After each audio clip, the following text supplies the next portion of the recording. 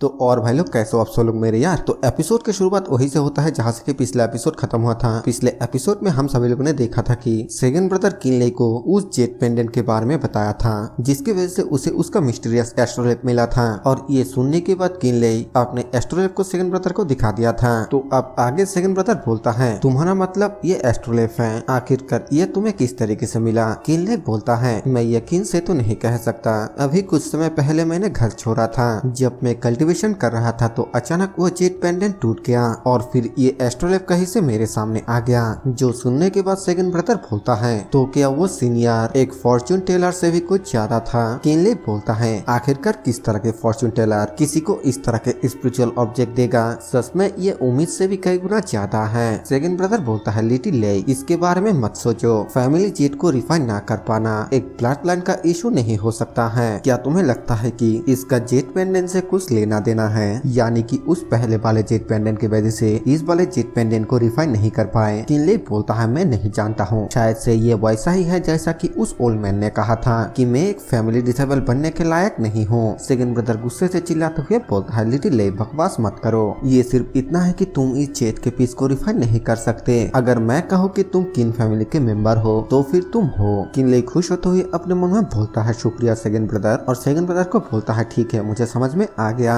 और तभी वहाँ पर किनले को कुछ महसूस होता है, जिसके बाद वो तुरंत ही सेगन ब्रदर को रोकते हुए बोलता है सेगन ब्रदर चुप रहिए, कोई यहाँ पर आ रहा है। सेगन ब्रदर पूछता है आखिरकार कौन है। किनले बोलता है मैं नहीं जानता, वहाँ पर दो लोग हैं जिनके पास अच्छे कल्टीवेशन है और वो हमारे ओर ही आ रहा है। सेगन ब्रदर पूछता है क्या ये कोई दुश्मन है। किनले बोलता है शायद से नहीं, हालांकि मैं कई महीनों तक 10 इन माउंटेन पर रहा हूँ, लेकिन मुझे यानकुन के अलावा किसी और के साथ कोई बैड एक्सपीरियंस नहीं है। सेगन ब्रदर सोचते हुए बोलता है ये तो अजीब है, अगर वो कोई दुश्मन नहीं है तो फिर उन लोगों का यहाँ पर आने का मतलब क्या है। किनले बोलता है मुझे भी अभी तक इसके बारे में नहीं पता, तो फिर चलिए कहीं पर छुप जाते हैं और फिर देखते हैं कि आखिरकार ये दोनों क्या करता है। सेगन ब्रदर ठीक है बोलता है और फिर हमें उन दोनों को दिखाया जाता है जो कि आपस में बात कर रहा था। और उन दोनों में से एक बंदा बोलता है यहाँ पर तो सचमुच कोई भी नहीं है। दूसरा बंदा बोलता है जरा धीरे बोलो ताकि अगर आसपास कोई हो तो फिर उन्हें कुछ सुनाई ना दे। पहले वाला बंदा बोलता है आखिरकार तुम किस बात से डर रहे हो, जब तक फेल वो यहाँ पर नहीं है सब कुछ ठीक रहेगा।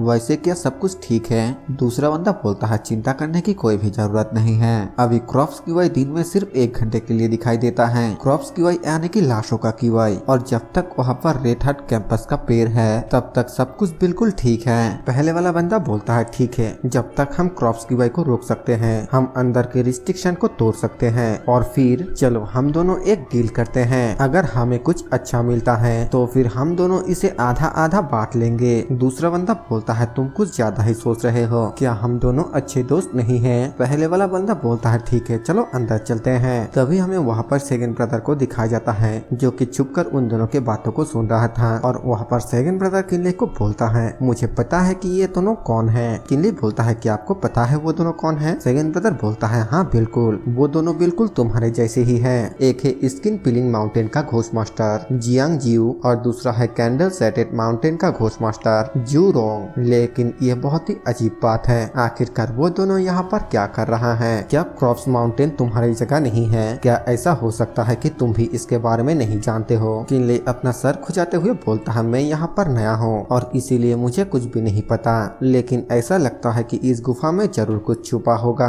सेगन ब्रदर जरा इसके बारे में सोचिए, जब यानकुन ने आपको पकड़ लिया था तो फिर वो आपको लेकर आसानी से यहाँ से कहीं और जा सकता था जहाँ पर कि उसे कोई ना ढूंढ पाए, लेकिन आखिरकार वो उस जगह से नहीं गया। इसके बदले वो टेलीपोर्टेशन फॉर्मेशन का इस्तेमाल करके यहाँ पर वापस आया और फिर बाद में वो एक घोष मास्टर भी बन गया। क्या आपको नहीं लगता है कि उसका इससे कुछ लेना देना था? और सबसे खास बात तो ये है कि बाई मई को इसके बारे में कोई भी जानकारी नहीं है। अगर उसको पता होती कि इस क्रॉप्स माउंटेन पर एक सीक्रेट छुपा हुआ है तो फिर वो मुझे एक नए आए हुए मेंबर को यहाँ पर कभी नहीं भेजती। सेगन ब्रदर बोलता है तुमने जो कहा है उसमें ये सचमुच पॉसिबल हो सकता है। किनले बोलता है इन शॉर्ट यहाँ पर जरूर से कुछ गड़बड़ है। सेगन ब्रदर यही पर मेरा इंतजार कीजिए, मैं जाता हूँ और जाकर डोंगबाओ को यहाँ पर लेकर आता हूँ। अगर यहाँ पर सच में कोई खजाना है तो फिर वो डोंगबाओ के हाथों से बिल्कुल भी नहीं बच सकता। इसके बाद हमें थोड़ी देर बाद का सीन दिखाया जाता है जहाँ पर कि किनले वापस जाकर डोंगबाओ को लेकर आ चुका है और फिर वो अपने सेगन ब्रदर के साथ उस गुफा के अंदर जाकर एक निशान को दिखाते हुए बोलता है, सेगन ब्रदर देखिए यहाँ पर एक निशान है।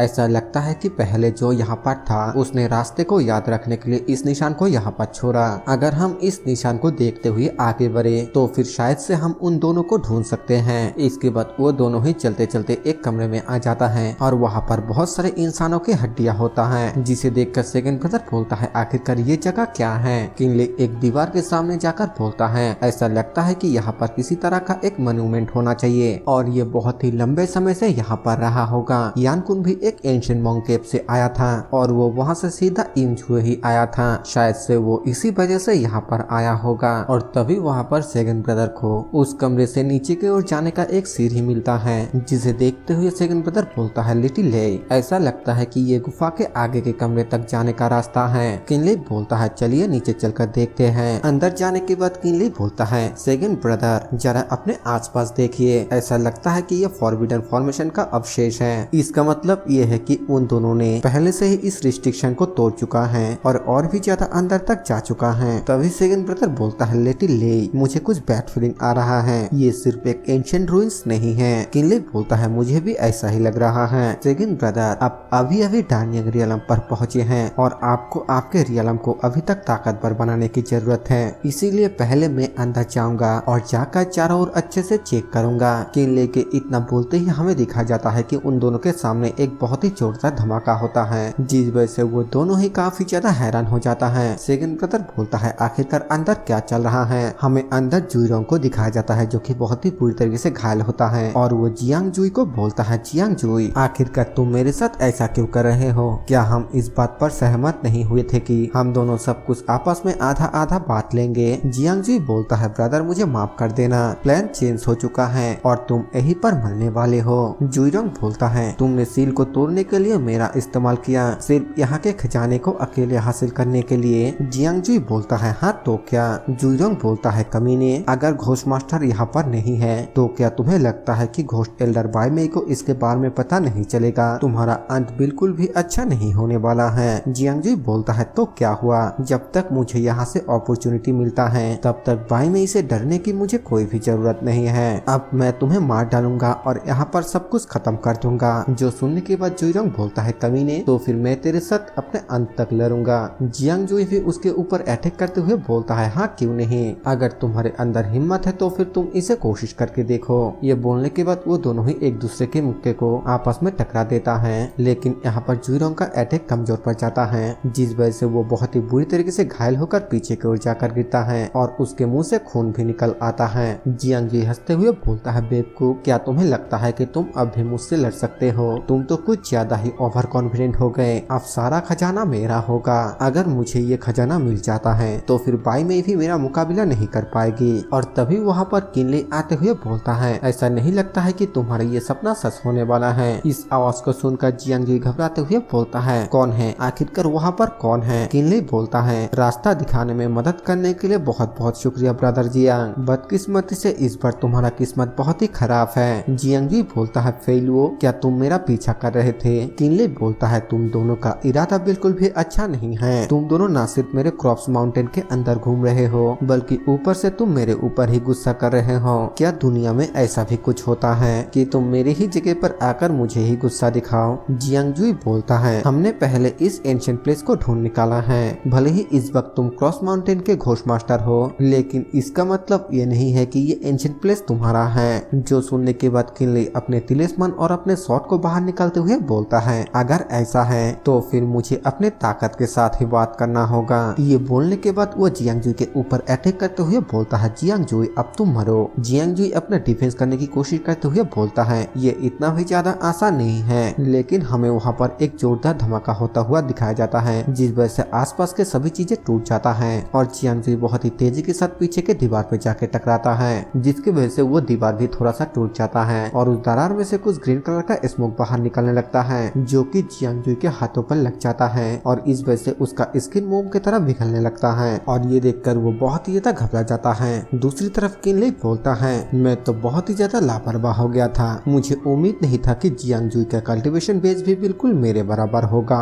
मेरा इतना पावरफुल अटैक उसे मारने में नाकामयाब हो गया। लेकिन तभी किनले का नजर जियांग जुई के ऊपर पड़ता है और वो हैरानी के साथ बोलता है, क्या आखिरकार यहाँ पर क्या हो रहा है। जियांग जुई हंसते हुए बोलता है फेल वो ये किस्मत है तुम्हारे और मेरे लड़ाई के वजह से मॉन्यूमेंट का सील टूट गया। क्या तुमने ये क्रॉप्स की वाई को देखा है? अगर ये चीज पूरी तरीके से बाहर निकल गया तो फिर 10 इन माउंटेन पर खून की नदियां बह जाएगा और हर कोई चलता फिरता लाश बन जाएगा। मैं मानता हूँ कि मैं तुम्हारे जितना अच्छा नहीं हूँ। तुम मेरे पीछे पीछे काफी मेहनत कर यहाँ तक पहुँचे, लेकिन तुमने ये बिल्कुल भी नहीं सोचा था कि इसका अंत इस तरीके से होगा। क्या तुमने ऐसा सोचा था? किनले अपने पास से एक और तिरिस्मान को बाहर निकालते हुए बोलता है क्या कहा तुमने? जियांग जुई बोलता है भले ही अब तुम मुझे यहाँ पर मार देते हो, लेकिन इसके बावजूद ये सब कुछ बिल्कुल बेकार है। भले ही ये क्रॉप्स की वाई बहुत ही धीरे धीरे फैलता है, लेकिन इस चीज का दुश्मन और दोस्त पर बिल्कुल भी फर्क नहीं पड़ता है। जब तक मैं तुम्हें यहीं पर रोक के रखूंगा, देर सवेर तुम भी यहाँ पर मेरे साथ मारे जाओगे। ये बोलने के बाद शायद से वो अपने बॉडी को वहीं पर एक्सप्लोड कर देता है, जिस वजह से किनले तुरंत ही अपने सामने ऑरा शील्ड को क्रिएट करते हुए अपने मन में बोलता है ये कितना ज्यादा पागल है। मैंने नहीं सोचा था कि वो इस रूइंस को डिस्ट्रॉय करने के लिए अपने आप को ही डिस्ट्रॉय कर देगा। और तभी हमें बाहर का सीन दिखाया जाता है जहाँ पर कि सेकंड ब्रदर इस एनर्जी को देखते हुए बोलता है आखिरकार अंदर क्या चल रहा है। देखकर तो ऐसा लगता है कि जियांग जुई ने अंदर किसी चीज को उड़ा दिया। और फिर वो भागते हुए किनले के पास आकर बोलता है लिटिल ले क्या तुम ठीक हो? किनले बोलता है सेकंड ब्रदर क्या मैंने आपको बाहर मेरा इंतजार करने के लिए नहीं कहा था? सेकंड ब्रदर बोलता है आखिरकार मैं इस तरीके से चुपचाप कैसे इंतजार कर सकता हूँ? पूरे क्रॉप्स माउंटेन पर एक बहुत बड़ा छेद हो चुका है, वहाँ पर बहुत ही ज्यादा शोर था, इसीलिए मैं ये देखने के लिए आ गया कि आखिरकार क्या चल रहा है और आखिरकार ये किस तरह की गोल्डन लाइट है। किनले बोलता है मुझे नहीं पता, अभी अभी जियांग जुई ने खुद को पूरी तरीके से उड़ा दिया, जिस वजह से रूइंस के निचला हिस्सा भी उड़ गया और फिर ये रोशनी आसमान की तरफ जाने लगता है। तो फिर हो सकता है कि ये किसी तरह का खजाना होगा, है ना? अरे उस रोशनी के अंदर देखिए, ये तो किसी तरह के एक टोकन जैसा लग रहा है। इसके अंदर से डिमोनिक की वाई तेजी से बढ़ रहा है, लेकिन इसके अंदर बहुत ज्यादा राइटेस की वाई भी शामिल है। सेकंड ब्रदर बोलता है अरे एक मिनट, क्या ये इमॉर्टलों के वारशिप के लिए हो सकता है? फिर वो आगे बोलता है लिटिल ले तुरंत ही इस टोकन को ले लो। किनले ठीक है बोलकर तुरंत ही उस टोकन को ले लेता है और फिर उस सेट से बाहर आते हुए बोलता है सेकंड ब्रदर क्या आप इसके बारे में जानते हैं? सेकंड ब्रदर बोलता है हाँ, लेकिन हमें सबसे पहले तुरंत ही इस जगह से निकलना होगा क्योंकि एक अजीब खजाना अचानक सामने आया है। तो फिर घोस्ट एल्डर पाई में बिल्कुल भी चुपचाप बैठी नहीं रहेगी और तो और ये ऊपर से क्रॉप्स माउंटेन पर हुआ, इससे तुम अपने पहलुओं के पहचान को खो दोगे। किनली बोलता है तो फिर चलिए चलिए यहाँ से निकलते हैं और शांगझो वापस जाते हैं। सेकंड ब्रदर बोलता है लेकिन इस क्रॉप्स की वाई के बारे में क्या किया जाना चाहिए? किनली बोलता है सेकंड ब्रदर क्या आप भूल गए कि जियांग जुओ और जुइरोंग यहाँ पर आते समय क्या कहा था? सेकंड ब्रदर बोलता है तो क्या तुम्हारे कहने का मतलब ये है? हमें फ्लैशबैक का सीन दिखाया जाता है जहाँ पर कि जुइरोंग जियांग जुओ को बोलता है चिंता मत करो, क्रॉप्स की वाई दिन में सिर्फ 1 घंटे के लिए ही बाहर निकलता है और जब तक वहाँ पर रेड हार्ट कैंपस के पेड़ है तब तक ये बिल्कुल सेफ है। इसके बाद किनले बोलता है ये क्रॉप्स की वाई तेजी से नहीं फैल रहा है, वहाँ पर जरूर से कोई रास्ता होना चाहिए। चलिए सबसे पहले उनके स्टोरेज बैग को ढूंढते हैं। इसके बाद हमें बताया जाता है कि किन फैंग बिल्कुल सही था। जब क्रॉप्स माउंटेन पर इस रोशनी को देखा गया तब पूरे के पूरे 10 घोष इन माउंटेन पर हड़बड़ी मच गया। क्रॉप्स की वाई चारों ओर फैल गया और उस गोल्डन लाइट ने लगभग पूरे के पूरे साउथर्न बॉर्डर को रोशन कर दिया। उसी वक्त रूई इमोर्टल एलायंस ने तुरंत ही अपने हाई स्किल जासूसों को इसके बारे में पता लगाने के लिए भेज दिया। उन लोगों ने तेजी के साथ 10 इन माउंटेन पर घुसपैठ किया और जानकारी को हासिल करना शुरू कर दिया। इसके बाद हमें 10 इन माउंटेन के अंदर का सीन दिखाया जाता है जहाँ पर कि घोस्ट एल्डर बाइमे के पास एक बंदा आकर बोलता है ghost Elder reporting, crops mountain के पीछे के पहाड़ों में हमें घोस्ट मास्टर जुइरोंग मिला। बाइमे बोलती है उसे तुरंत ही बाहर लेकर आओ। वो बंदा बोलता है घोस्ट एल्डर जुइरोंग बहुत ही बुरी तरीके से घायल हो गया था और वो बेहोश है, मुझे लगता है कि वो बिल्कुल भी रिकवर नहीं हो पाएगा। घोस्ट एल्डर बोलता है तो फिर उसे डेथ पिल दे दो। हालांकि इसके बावजूद भी वो मारा जाएगा, लेकिन वो कुछ पल के लिए जिंदा रह पाएगा। जबकि वो अभी तक सांसें ले रहा है, तो फिर उससे पता लगाने की कोशिश करो कि आखिरकार क्रॉप्स माउंटेन पर क्या हुआ था। जहाँ तक कि फेलुओ की बात है, क्रॉप्स माउंटेन के घोस्ट मास्टर होने के नाते वो कहीं पे भी दिखाई नहीं दे रहा है। अपने जिम्मेदारियों से पीछे हटना बहुत ही बड़ा गुनाह है। इस इंसान का ध्यान मैं खुद रखूंगा। जैसे ही तुम्हें कुछ खबर मिले तुम तुरंत ही मेरे पास आकर मुझे रिपोर्ट करना। वो बंदा ठीक है बोलकर यहाँ से चला जाता है, जिसके बाद यहाँ से सीन चेंज होकर हमें 1 घंटे बाद रूई इमोर्टल अलायंस का सीन दिखाया जाता है, जहाँ पर कि शुजिंग के पास भी एक बंदा आकर बोलता है, लीडर रिपोर्टिंग, आधे घंटे पहले हमारे जासूसों के ओर से 10 घोस्ट इन माउंटेन से कुछ नया खबर मिला। शुजिंग उस बंदे से पूछती है, क्या उस रोशनी के बारे में कुछ पता चला? वो बंदा बोलता है, नहीं, अभी तक ये अननोन है, लेकिन एक घोस्ट मास्टर ने मरने से पहले इस चीज का खुलासा किया।